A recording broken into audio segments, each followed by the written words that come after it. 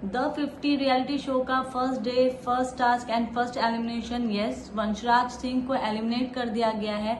वो भी according to मी ये कम्प्लीटली बायस्ड जो है ना फैसला, वो बायस्ड फैसला लिया गया है। मतलब सीरियसली ये उर्वशी ढोलकिया को उन वंशराज के अगेंस्ट में जाना चाहिए था, बट उर्वशी को बचा के वंशराज को भेजा गया है, वो भी लेम एक्सक्यूज देकर कि वंशराज ने आकर किसी से बात नहीं की, वंशराज एक नोन फेस नहीं है, वंशराज ने अलायंसेस नहीं बनाए हैं, just because of that Vanshraj को बाहर निकाल दिया है। इस चीज पर खानजादी एंड सपना इन दोनों ने वॉइस आउट भी किया था कि भाई इस बेसिस पे तुम लोग निकाल रहे हो, बिकॉज अगर देखा जाए परफॉर्मेंस बेसिस पे द 50 रियलिटी शो इटसेल्फ से के परफॉर्म करो और अपना जो सर्वाइवल है वो बढ़ाओ, ठीक है। तो एज कम्पेयर टू बॉटम, मैं बॉटम वालों की बात कर रही हूँ जहां पर उर्वशी से बेहतर परफॉर्म किया था वंशराज ने, बट फिर भी जस्ट बिकॉज उर्वशी को लोग जानते हैं, नॉन फेस है, काफी टाइम से है, सीनियर है, इस वजह से बेचारे वंशराज का टिकट इन लोगों ने काट दिया, जो कि मेरे लिए बायस था और बहुत ही बेकार और लेम एक्सक्यूज था कि वंशराज नॉन फेस नहीं है, लोगों से बात नहीं किया, अलायंस में नहीं था।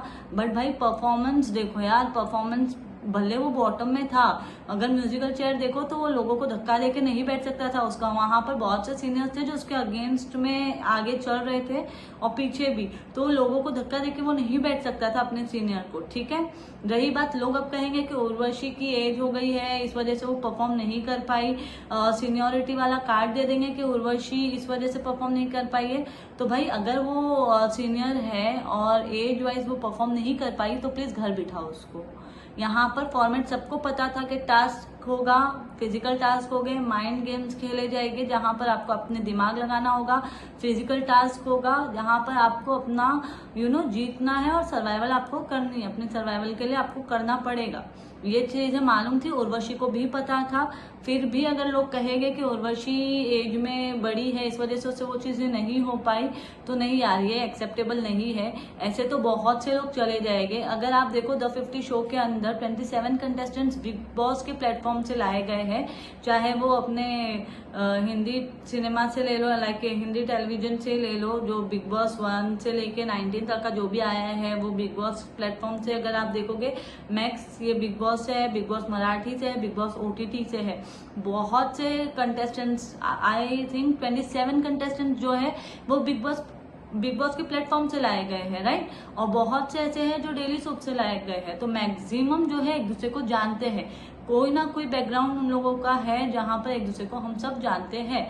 बट कुछ फेसेस ऐसे हैं जो मेरे लिए, जैसे कुछ कंटेस्टेंट्स, कुछ सेलिब्रिटीज वहां पर ऐसे हैं जो कि मराठी OTT से है, जिनको शायद मैं नहीं जानती हूँ, but still according to me हर एक को एक चांस मिलना चाहिए अपने आप को प्रूव करने के लिए।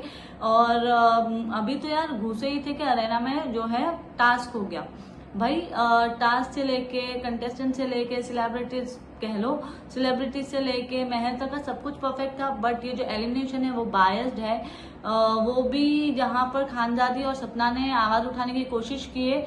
मेक श्योर ये चीज लिख के ले लो कि आगे इनके ऊपर ये छुरी चलने वाली है।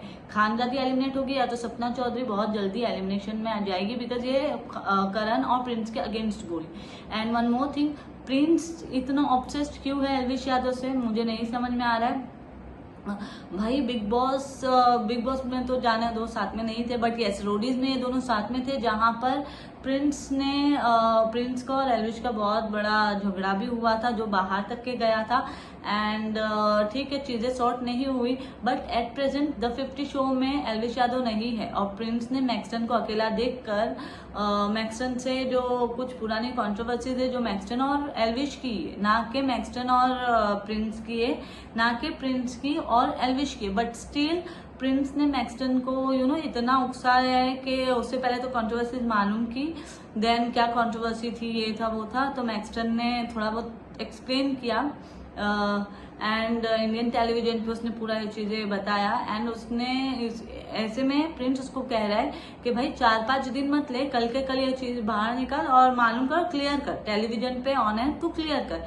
जो कि मुझे नहीं लगता है पर्सनली कि प्रिंस को इस मुद्दे में घुसना चाहिए था, प्रिंस को ये मुद्दा निकालना चाहिए था, क्यों निकाल रहा है नहीं मालूम। इसको यहाँ पर भी फुटेज चाहिए, यहाँ पर भी उसको एल्विश के नाम का फुटेज एक्चुअली चाहिए उसको। साथों साथ उसकी बीवी भी पीछे कम नहीं रही है। बीवी ने मैक्सन से बातें तो तुम दोनों ने निकाल लिए, प्रिंस एंड युविका ने मैक्सन से बातें तो उगलवा ली, बट जो युविका ने लास्ट में मैक्सन को जो बातों का तमाचा मारा है कि तुम वही हो ना जिसको एल्विश ने चमाट मारा था, थप्पड़ मारा था, वो बात आप देखोगे तो म्यूट कर दी गई है। और हम सबको मालूम है कि मैक्सन का और एल्विश का ये वाला हुआ था, बट अकॉर्डिंग टू मी जो प्रिंस है उसको इन लोगों के मैटर में नहीं बोलना चाहिए, ना कि ये चीजें बाहर निकालनी चाहिए जब एल्विश यहाँ पर नहीं है। एल्विश सामने होता और तुम ये बात निकालते तो समझ में भी आता, भाई मैन ऑन मैन तुम खेल रहे हो, हाँ ठीक है, सर्वाइवल के लिए तुमको जो करना है कर रहे हो, ठीक है, बट एल्विश नहीं है और तुम ये सब चीजें बाहर निकाल रहे हो। अब देखना आने वाले एपिसोड में क्या घमासान मचने वाला है। गाइज मुझे कॉमेंट करके बताए कि जो वंशराज सिंह का एलिमिनेशन है वह आप लोगों को बायस लगा या नहीं, बिकॉज मुझे बायस लगा। उर्वशी को जाना चाहिए था, ना कि वंशराज को। सीनियर कोई कितना भी हो, तुम्हें फॉर्मेट पता है सर्वाइवल के लिए क्या करना है। आप लोगों को टास्क होगा, माइंड गेम होगा, जो भी होगा आपको वहां पर खड़ा उतरना है, ठीक है। जो चीज नहीं हो पाई है मेरे लिए, एलिमिनेशन जो हुआ है वो बायस्ड है। प्लीज कमेंट में बताएं आपके अकॉर्डिंग ये बायस्ड है या नहीं, और प्रिंस ने जो एल्विश वाला मुद्दा उठाया है वो जस्टिफाई करता है या नहीं करता है। प्लीज कमेंट में बताइए। And thank you guys, thank you for watching my video, thank you so much.